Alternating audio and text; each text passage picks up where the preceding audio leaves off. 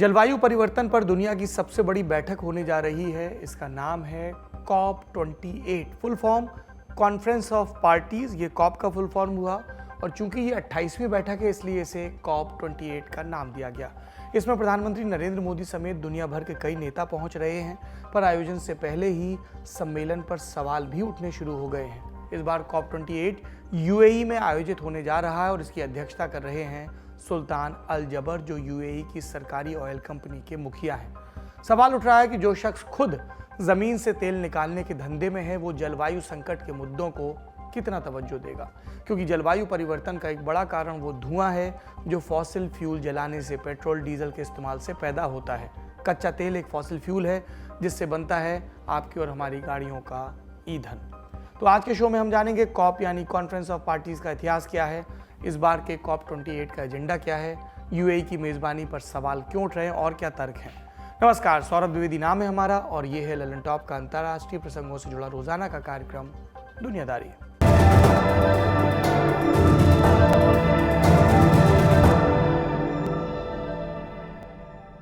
सबसे पहले कॉप यानी कॉन्फ्रेंस ऑफ पार्टीज का तिया पांचा समझ लीजिए। 90 के दशक की शुरुआत में यूएन को एहसास हुआ कि धरती का तापमान लगातार बढ़ रहा है, क्लाइमेट चेंज जैसी भयानक समस्या पैदा हो रही है। इसके लिए यूएन ने एक फ्रेमवर्क तैयार किया, नाम दिया United Nations framework convention on climate change, UNFCCC। इसकी ड्राफ्टिंग शुरू हुई 1992 में, पर इसमें क्या करना है, कैसे करना वाली प्लानिंग होते होते 1994 का साल आ गया। तब कई सदस्य देशों ने दस्तखत किए। 1995 में पहली बैठक जर्मनी के बर्लिन में हुई और कहा गया कॉन्फ्रेंस ऑफ पार्टीज 1, शॉर्ट में कॉप 1। अब तक 27 बैठकें हो चुकी हैं। पिछली बार वाली बैठक यानी कॉप 27 इजिप्ट में हुई थी। इस बार की बैठक जैसा बताया संयुक्त अरब अमीरात में हो रही है। वेन्यू और अध्यक्ष पर सवाल उठ गया है। तब सवाल का बड़ा वजन ये कि तय कैसे होता है कि बैठक कहाँ होगी, अध्यक्ष कौन होगा। कॉन्फ्रेंस के होस्ट का चुनाव रीजन के हिसाब से होता है। रीजन कौन से? इसका जवाब UNFCCC की वेबसाइट पर है। सीन ये कि यूएन के 5 रीजनल ग्रुप हैं, African, Asia Pacific, Eastern Europe, Latin American and Caribbean और Western European and other group. बारी बारी से हर ग्रुप से किसी एक देश को कॉन्फ्रेंस को होस्ट करने के लिए कहा जाता है।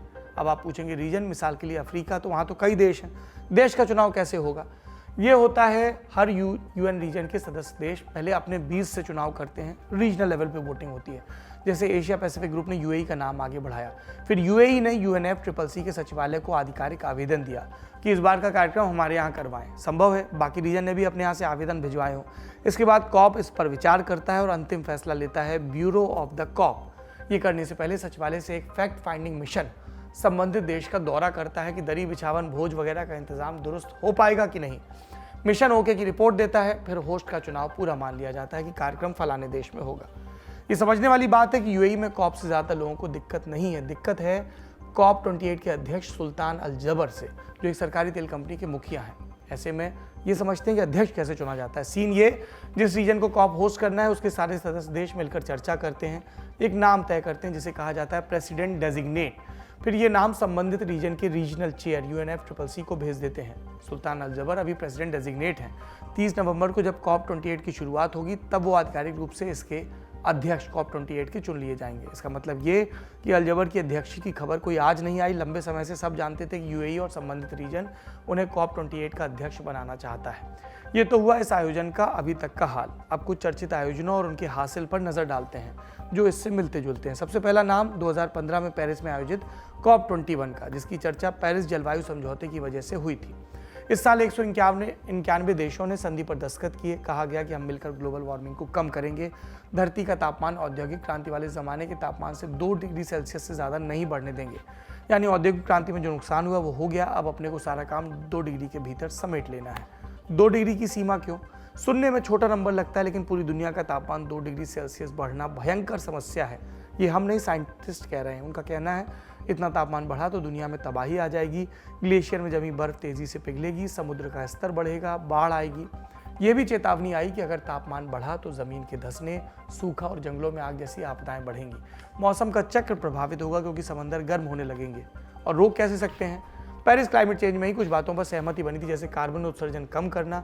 जो देश ग्रीन हाउस गैसों का उत्सर्जन करते हैं उन्हें आर्थिक मदद दी जाए ताकि वो प्रदूषण को कम करने के उपाय कर सकें। आर्थिक तौर पर कमज़ोर देशों को तवज्जो दी जाए। आर्थिक मदद के साथ पिछड़े देशों को टेक्नोलॉजी की भी मदद दी जाए। सब सही चल रहा था, लेकिन धीमे धीमे समझौते में विकसित राष्ट्रों का फिर दोहरापन सामने आने लगा। कैसे? दरअसल विकसित राष्ट्र ही कार्बन उत्सर्जन के मामले में सबसे आगे रहते हैं।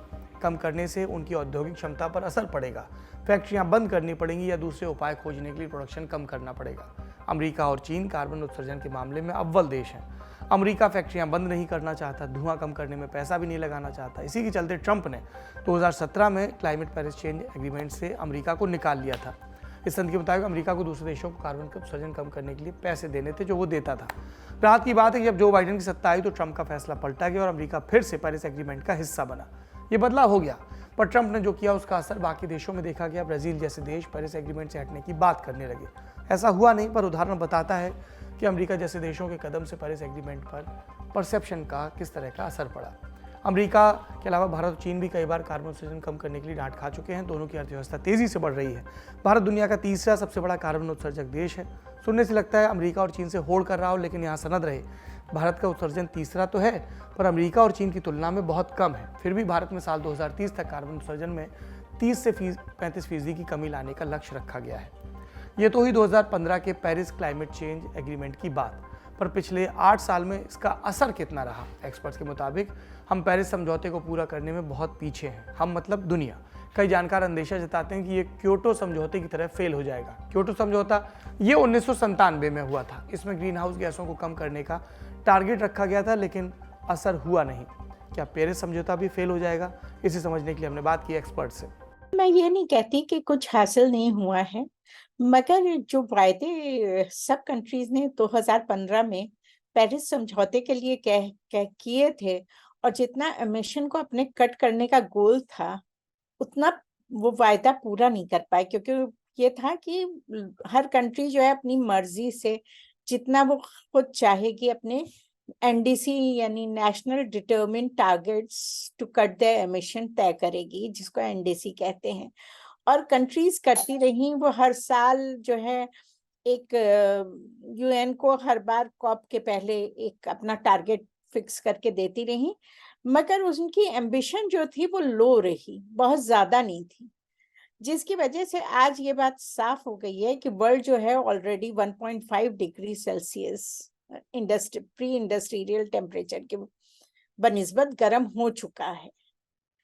और अगर इसी तरह और ज्यादा कुछ नहीं किया गया और बहुत एग्रेसिव यानी 28% यूएन कह रहा है, 28% अगर हमने अपने उत्सर्जन में कटौती नहीं की तो हम वो टारगेट अचीव नहीं कर पाएंगे। मगर all is not lost. All is not lost यानी एक रास्ता आगे का नजर आ रहा है, जहां पे ग्लोबल स्टॉक टेक में COP28 के पहले जो नवंबर में हुआ, उसमें यूएन ये कह रहा है कि भाई सारी दुनिया को अपने एमिशंस जो हैं 28% कम करने हैं, तब हम ये टारगेट जो पेरिस समझौते का है वो अचीव करेंगे, वरना दुनिया ज्यादा गर्म हो चुकी है। तो मैं ये नहीं कहूंगी कि क्योटो प्रोटोकॉल की तरह पेरिस समझौता भी एकदम विफल हो रहा है, नहीं, चल रहा है रास्ते पे, मगर जितना उसे अचीव करना था वो नहीं कर पाया इन 8 सालों में। क्योटो और पेरिस की बात हो गई, और कौन से चर्चित आयोजन रहे जलवायु से जुड़े? 2018 में COP24 वाला आयोजन जो पोलैंड में हुआ था। चर्चा की वजह थे ब्राजील के पूर्व पीएम जायर बोल्सोनारो, जो उस साल चुनाव जीते थे। ब्राजील में जंगलों की कटाई में उनका हाथ था। देश को आर्थिक तौर पर विकसित बताने की कस्में खाते थे, इसलिए ऐसे मंचों पर उनकी खूब आलोचना होती थी। बैठक के ठीक पहले ट्रंप पेरिस संधि से पीछे हटे थे, तो ये भी बहस चल पड़ी कि क्या दक्षिणपंथ पर्यावरण के लिए खतरा है। फिर साल 2021 में हुआ COP26 भी चर्चा में रहा। ये स्कॉटलैंड में आयोजित हुआ था। इसमें भारत ने कहा कि वो 2070 तक कार्बन उत्सर्जन को नेट जीरो करने के लक्ष्य को हासिल कर लेगा। अब नेट जीरो का तात्पर्य क्या हुआ? कार्बन उत्सर्जन को नेट कुल जमा जीरो पर ले आना। कुल जमा में जीरो कैसे होगा? इसके लिए ऐसे इंतजाम किए जाएंगे कि जितना प्रदूषण हो रहा है उतना ही प्रदूषण सोख भी लिया जाए। धरती के वायुमंडल को गर्म करने वाली ग्रीन हाउस गैसों में और वृद्धि ना हो। यानी एक तरफ इंडस्ट्री तो दूसरी तरफ सघन जंगल, ताकि आपका जो नेट है, जो हवा में जा रहा है, क्लाइमेट में ऐड कर रहा है, वो जीरो रहे। आपकी तरफ से कार्बन उत्सर्जन में वृद्धि ना हो। ये आसान भाषा में आपको समझाने की कोशिश की है। अगर आप क्लाइमेट चेंज के बारे में और जानना चाहते हैं तो 2 ऑडियो बुक रेकमेंड करता हूँ। पहली है हिस्ट्री ऑफ क्लाइमेट चेंज, दूसरी climate change a bigger problem. ये दोनों ही किताबें हिंदी में कुकू FM ऐप पर उपलब्ध हैं। आराम से काम करते हुए या सोते हुए तो कैसे ही सुनेंगे, जागते हुए आप सुन सकते हैं। L50 कोड लगाएंगे तो प्रीमियम सब्सक्रिप्शन में 50% की छूट भी मिल जाएगी। ज़्यादा जानकारी के लिए डिस्क्रिप्शन में दिए लिंक पर क्लिक करें। आप टॉपिक पर वापस लौटते हैं। चर्चा हो रही है कि एक तेल उत्पादक देश लोगों को ज्ञान कैसे दे। ये चर्चा 11 साल पहले भी हो रही थी, जब COP18 का आयोजन हो रहा था और कतर ने इसकी अध्यक्षता की थी। अब हो रहा है COP28, जैसा हमने बताया UAE में। UAE की अर्थव्यवस्था का मुख्य आधार तेल उत्पादन है, कतर की तरह, और ये जग जाहिर है कि इसमें कार्बन उत्सर्जन बहुत ज़्यादा होता है। पर दिक्कत सिर्फ इतनी नहीं है। UAE ने साल 2050 तक खुद को कार्बन न्यूट्रल देश बताने का वादा किया है। तो अब इस पर अमल की जिम्मेदारी भी सुल्तान अल जबर पर आ गई है, और जिम्मेदारी के साथ ही आ गया है कन्फ्लिक्ट ऑफ इंटरेस्ट। सीन ये है कि अल जबर जिस कंपनी के मुखिया हैं उसका नाम है UAE की सरकारी ऑयल कंपनी एडनॉक। अब ये एडनॉक कोई छोटी मोटी कंपनी नहीं है। ओपेक यानी organisation of the petroleum exporting countries के आंकड़ों के मुताबिक एडनॉक ने 2021 में हर रोज 27 लाख बैरल कच्चे तेल का उत्पादन किया। सुल्तान जबर 2027 तक इसे दोगुना करने का लक्ष्य रखे हैं, यानी कि 4 साल में उनकी कंपनी दिन में करीब 50 लाख बैरल कच्चे तेल का उत्पादन करेगी। यानी सुल्तान तेल की खपत बढ़ाने का संकल्प लिए हैं।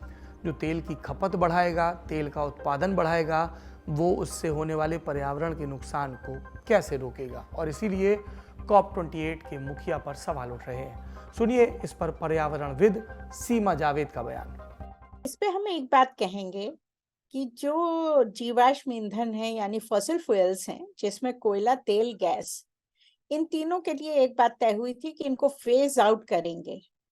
फेज आउट मतलब चरणबद्ध तरीके से कम करेंगे, और इंडिया ने ये पेशकश रखी थी COP26 में, और उसको सारी दुनिया ने माना था। आप ऑयल, गैस और कोयले को एकदम 100% नहीं हटा सकते, मगर उसके बजाय जो COP28 प्रॉमिस कर रहा है और जिसका सुल्तान अल जबर ने आह्वान किया है, बहुत हर नेशन को उन्होंने अपील की है कि ट्रिपल करो अपनी रिन्यूएबल एनर्जी, और वो कह रहे हैं 2030 तक अगर हम ट्रिपल कर लें अपनी रिन्यूएबल एनर्जी, तो आगे के 10 साल में उसको 4 टाइम्स कर लें, तो अपने आप क्लीन एनर्जी इतनी हो जाएगी दुनिया में पूरी कि एमिशन का जो टारगेट है पेरिस एग्रीमेंट पाने के लिए, वो रीच हो जाएगा। रही बात ये कि वो तेल उत्पादक देश है जो इसकी अध्यक्षता कर रहा है या प्रेसिडेंट है, इससे कोई मतलब नहीं, क्योंकि पूरा यूरोप देखे ऑयल एंड गैस जो है वो यूज कर रहा है। तो कोई प्रोड्यूस करता है और कोई यूज करता है, ये तो मार्केट है। और यूक्रेन वॉर के टाइम जब कॉप हुआ था, अगर आप याद करें, तो पूरे सारी कंट्रीज ने कहा था कि नहीं, हम ऑयल और गैस जो है, क्योंकि यूक्रेन की वजह से उनकी ऑयल और गैस का थोड़ा जो सप्लाई थी वो उनको अलग लग रही थी, तो वो इस मामले पे एकदम नहीं बोले थे। उसके बरक्स इस साल जो है, आप जितनी रिपोर्ट्स देखिए वो ज्यादातर ऑयल इंडस्ट्री को टारगेट कर रही है। नहीं, ये सही तरीका नहीं है, ये सही तरीका नहीं है, क्योंकि अगर इस तरह हम किसी पे आरोप या प्रत्यारोप लगाने लगे तो उसमें सबके दामन गंदे नजर आएंगे। कोई दामन ऐसा नहीं है जिस पे कालिख ना हो। तो इसके बजाय जो पॉजिटिव है वो देखना चाहिए। यूं ही COP28 जो है जियो पॉलिटिकल टर्मोइल के बीच में हो रहा है। एक तरफ यूक्रेन वॉर चल रही है, दूसरी तरफ मिडिल ईस्ट में खुद हमास एंड इजराइल वाला जो मसला है वो वॉर चल रही है।